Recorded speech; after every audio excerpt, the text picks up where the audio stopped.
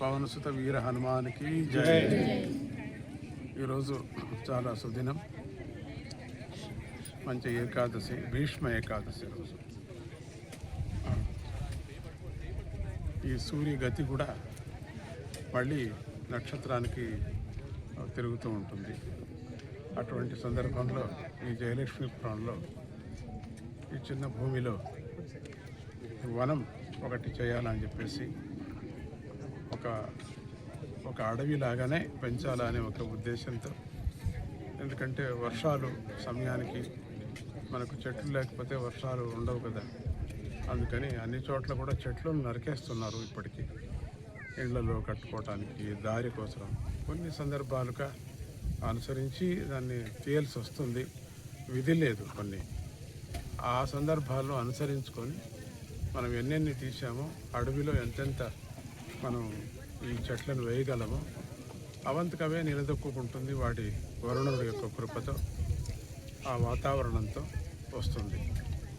మొదట చాలా వరకు యోచన చేశాం, ఈ చౌడు భూమిలో ఏమిటున్నానో చూస్తాము. అయినా ఒక ప్రయత్నం, ఒక సాహసం చేసి చేస్తున్నాం. వాటి కృప. చౌడు భూమి అనేది మనం ప్రయత్నమే చేయకపోతే ఎట్లా? అక్కడ అవుతుందా, దీంట్లో అవుతుందా అని అనుకుంటూ ఉంటే అవుతుందా? కొండ ఎక్కాలంటే ఎక్కాల.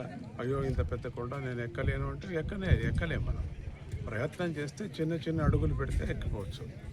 అట్లా మనం ఒక ప్రయత్నం చేశాము. మంచి సమయంలో కూడా కొంచెం నీళ్లు కూడా వచ్చాయి మనకు. అది ఒక సందర్భం. అది ఫ్రెష్ నీళ్ళే పెడుతున్నారు వీళ్ళు. ఇక్కడ ఉండేటువంటి గ్రామస్తులు కానీ, పనిచేసే వాళ్ళు కానీ చాలా శ్రద్ధతో చేస్తున్నారు. అది చాలా ముఖ్యం. చాలా శ్రద్ధతో చేస్తున్నారు. మనం ఎంత వేసినా కూడా వాళ్ళు దాన్ని రక్షించుకోవాలి కదా పిల్లల్లాగా. అదొకటి. మన గవర్నమెంట్ కూడా, మా ఆఫీసర్స్ కూడా చాలా, వాళ్ళు కూడా చాలా సహాయం చేసి ప్రోత్సహించి ఇటువంటి పని మీరు చేస్తున్నారని చెప్పేసి వాళ్ళు ఇంకా మనకన్నా ఎక్కువ ఒక అడుగు ముందు వేశారు.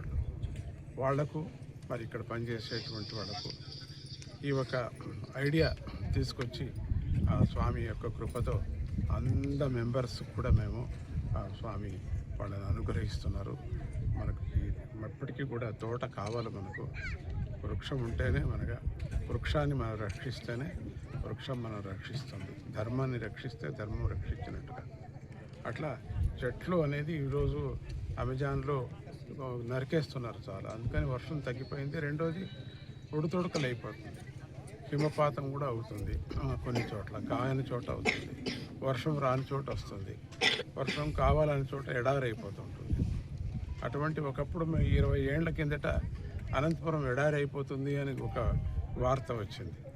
అప్పటి నుంచి మనసులో స్వామీజీ కనిపించింది, లేదు ఎడారి కాదు ఇది గోకులంలాగా ఉండేటువంటిది, సస్యశ్యామలంగా ఉండేటువంటి రాష్ట్రం ఇది అని ఆ 15 ఏళ్ల కిందటనే సంకల్పం చేశాను. అప్పుడు ఇదంతా విచిత్రంగా ఉండింది.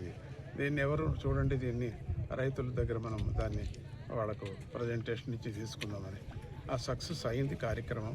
ఈరోజు గవర్నమెంట్ యొక్క సహాయంతో, ఆ డిపార్ట్మెంట్ యొక్క సహాయంతో, వాళ్ళు కూడా పరమ భక్తులు, వాళ్ళ యొక్క సహాయంతో ఈరోజు ఈ కార్యక్రమాన్ని చేస్తున్నాం.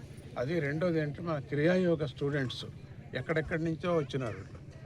అన్ని దేశాల నుంచి వచ్చారని చెప్పచ్చు. ఎక్కువ తెలంగాణ, ఆంధ్రప్రదేశ్ నుంచి కూడా ఉన్నారు.